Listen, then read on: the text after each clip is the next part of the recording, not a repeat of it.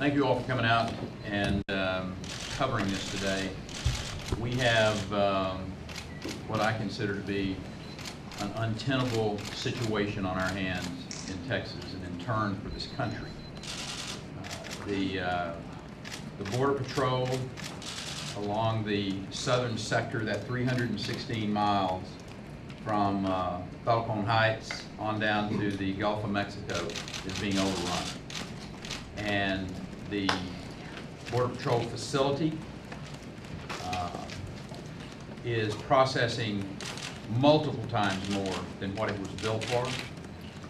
You have Border Patrol agents who are pulled off of their operational task of making sure that the border is secure, and the border is not secure. And I think that is the single most important message that Washington, D.C. needs to understand today. The border with Mexico is not secure. There are literally thousands of people a day coming into this country, and it is unacceptable. We have to have the resources put on the border. And as a matter of fact, I think the Border Patrol, and you're going to hear from Steve McCraw here in a minute, and they've been a good partner. But again, they do not have the resources available. They don't have the boots on the ground. They don't have the technology there to do their job. This is an orchestrated effort that I will suggest to you that the cartels are very much involved with, putting these young individuals in harm's way to further their interest. And our government's got to step in and diplomatically and otherwise address this. I am incredibly disappointed that we have not seen more of Washington, D.C.'s leadership in the valley to see what's going on down there. I mean, this is an absolute humanitarian catastrophe waiting to happen, and I do not understand why there has not been more interest in Washington, D.C. to secure the southern border with Mexico and the United States. And this isn't just a Texas problem. The Border Patrol director shared with me that 85% of those unaccompanied alien children are going outside of Texas to be relocated. I think it's very clear what has to happen. We have to have substantial increase of boots on the ground and technology and the other ways to secure that border. And individuals who are coming here need to be told by those countries that you will be sent back to your country when you get here. The message has to be loud. It has to be clear. Washington needs to pay attention to a major pending disaster. Texas is going to do its part, but we cannot do this alone. This isn't a Democrat problem. This isn't a Republican problem. This is an American problem. We have to deal with this, and we have to deal with it now before it gets even worse. With that, I would like for Steve McCraw, the Director of the Department of Public Safety, to come up and say a few words. Then we'll open it up for any questions and answers. You may all make that first. I think the governor said it best. No question that the consequences of the border of Mexico is not secure. Those consequences now are unaccompanied children. We know the cartels work. Certainly they're exploiting this opportunity to also move criminal aliens, transnational gangs, drugs, contraband in to Texas and on as a transshipment center. But they're also, keep in mind, when children and young women are turned over to these cartels, which are in effect butchers, they've killed over 80,000 of their own citizens. They engage in terrorism. They actually use a terrorism strategy to intimidate and coerce their own people, certainly journalists, the politicians, the government officials, and also local officials. And that's how they operate. They operate on both sides of the border. When you talk about consequences, like the governor talked about, some of those consequences is recruiting our children to serve in a capacity, whether it's mule or scouts that we're coming in contact with. And the border region has a disproportionate amount of our kids that are being referred to jailini for juvenile, felony drug possession, and also gang referrals. That's because the cartels understand and they are recruiting. There's no question about it. So we understand those types of threats that we have to deal with. When we talk about criminal aliens, keep in mind that since 2008, we've had over 200,000 individual criminal aliens booked into Texas jails for non-immigration offenses And these individuals that are career criminals have over 600,000 charges throughout their career. Over 3,000 murders, over 6,700 sexual assaults, over 4,700, over 40,000 in terms of assaults. And they're coming to Texas, and we have to deal with those things. Kidnapping and extortions. 2 weeks ago, a trooper stopped 2 individuals headed south. And they had a subject in the back who was wrapped in cellophane. Is that right, Commander? Cellophane. Headed to Mexico. Kidnappings count, and extortions count. Home invasions impact the community. Home invasions happen. And I'll tell you another thing that's very personal, is these pursuits. The Rio Grande Valley is the center of gravity right now for drug and human trafficking. These pursuits, high-speed pursuits that are done by desperate individuals who are highly dangerous, and they kill Texans, and they've done it on more than one occasion. And we have to live with these types of activities. No Texan should have to live with that. And clearly the governor, the speaker, lieutenant governor, the leadership of the state have made it clear that Texans aren't going to tolerate it. We've been ordered, directed to conduct saturation patrols in high threat areas, and we're doing that right now. We'll continue to do that. We work very closely with our Border Patrol partners, but also our local partners, because you can impact, cartel drug and human smuggling by doing saturation patrol, by manning boots on the ground, both on the ground, on the water, and also in the air, and do it collectively. So it can be done. We know we can do it working with our partners. The more resources that Border Patrol gets, an outstanding agency, those men and women, like ours, risk their lives to protect this state, to protect this nation. If given sufficient resources, and those sufficient resources are deployed to the border, I can guarantee you they can secure it between the ports of entry. Governor? Let's open up any questions that you all may have. You made mention of something as you all are getting questions lined up earlier in a meeting about a major transfer of UACs into Boston. Yes. 6 aircraft. 6 aircraft. That left from the border region to Boston for relocation purposes. Yes. And the governor of that state didn't even know about it. That's correct. That's a huge problem. We need to have better coordination with the federal government on this. And I'll give you another example of it when it comes to their being able to go to the places that they need to go. And I'm not talking about just the DPS and the local law enforcement, but also the Border Patrol. These refuges are being created along the Rio Grande, environmental refuges, wildlife refuges, etc.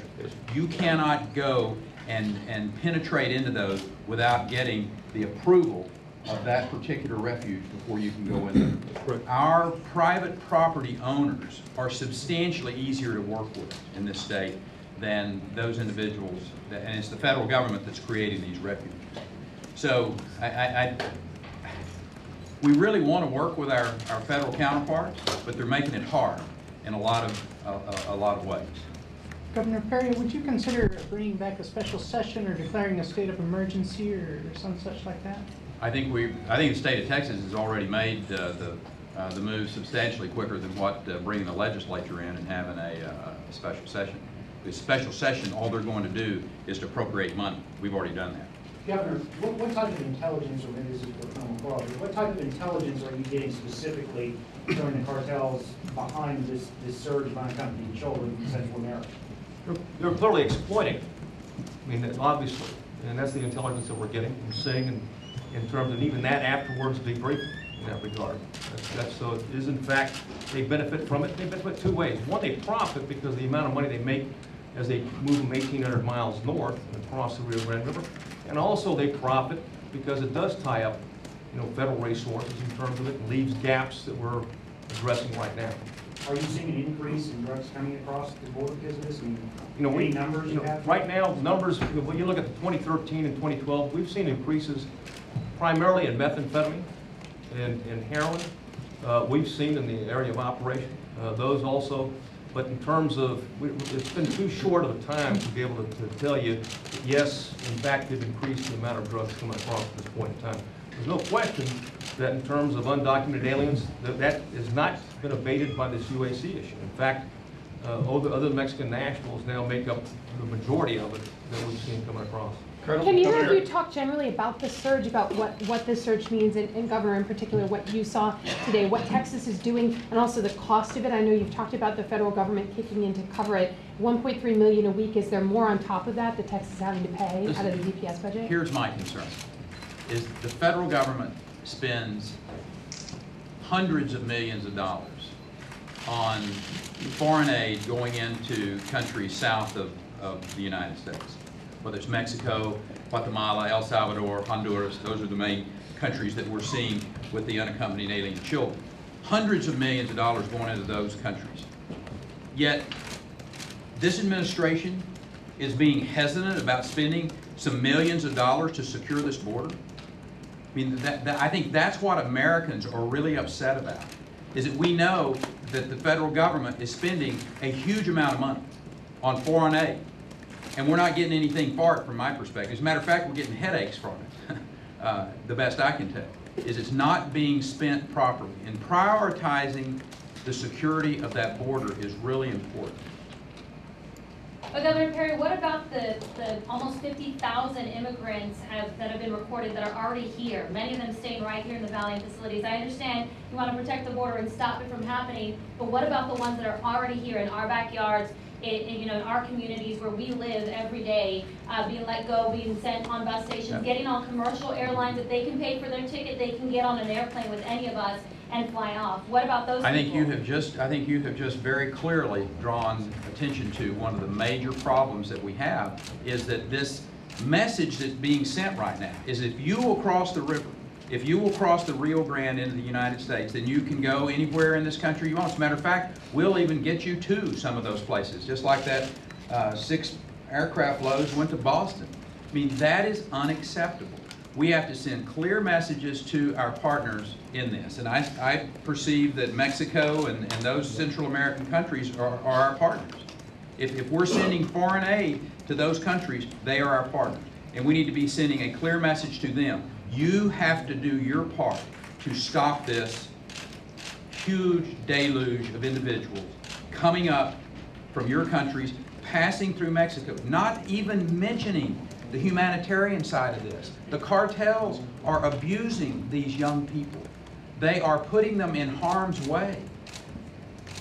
And we're going into July and August, which is the most brutal weather that we have. That's the humanitarian side of this. Not to mention then just the concern that all Americans have. And again, this is not a Democrat or Republican problem. Our congressmen and our senators need to be working in concert to make sure that the dollars are going to be in place to secure this border and to send a clear message that we're not going to allow this to continue on. I mean, it is a major catastrophe waiting to happen. Matter of fact, it's happening as we're speaking. We've got a disaster declaration. Thank you, Governor. You speak about humanitarian. The Texas National Guard annually comes to the Rio Grande Valley for Operation Lone Star to provide health care. As Governor, are you or would you consider activating the Texas National Guard to similarly offer medical care to these refugees who are coming to Texas? We're already doing our part. As a matter of fact, the National Guard is already engaged in this. The Department of Health Services is already engaged in this. There was Texas Task Force 1 individuals at the Sallyport at the Border Patrol facility there. So we're already engaged. And we are going to be even more engaged as the Colonel and his officers put in place a strategy. And we don't talk about tactical or strategic deployments here. But we know how to secure the border. We've done it before. And I've expressed this to the administration time and time again. We know how to do this. But you can't do it. You can't do it if you don't send the resources. You can't do it if you don't have the boots on the ground. You can't do it if you don't have the technology available. But Governor, in one sentence you say that it's not secure, but yet we know how to secure the border. Yes, sir. Can you tell us where the money is coming from? What do we need, and if you will be remindful of what has occurred here, we've surged into sectors of the border, and we have been able to stop the criminal activity or drive it down substantially in those sectors. We just don't, as a state, have the resources, nor the manpower for that matter, for a 1,254-mile border. And that's what we're asking our federal counterparts to do, is to come do your part. We will be more than happy to show you how to do this. Last question, folks. Last question. In a personal level, what were your feelings when you saw these kids at the CBP facility today? I mean, when you saw these kids in There's babies. I mean, there are babies there that have been transported all across Mexico. I'm telling you, in July and August, if the message does not get out into those countries in Central America, you're going to see a trail of tears again from Central America to Texas. There will be numbers of people die en route. And that's the humanitarian side. We as a people cannot, we can't allow this to happen. And our federal government is the ones that have the ability to work with those countries to stop this from happening. So whether you put the stop at the border between Guatemala and Mexico, or however you do it, we know you can do this, but there has to be the will and there has to be the courage. And the people of Washington need to understand this is clearly in their hands now.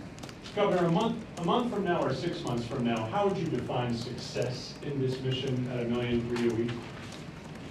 It's not $1.3 million a week that's going to make make this be successful or not.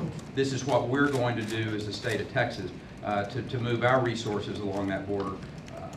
But what I would call success would be that when you go and you see the trains coming up or the buses coming up, that they're not full of young people who have been given bad information, clearly where there is the knowledge that you cannot come to the border of the United States, walk across, and then go anywhere you want in America. That border is secure. If you go there, that's as far as you're going to get. And that is what Americans demand. They want that border secure. Texas is going to do everything that it can in its power to make that be a reality. Thank you.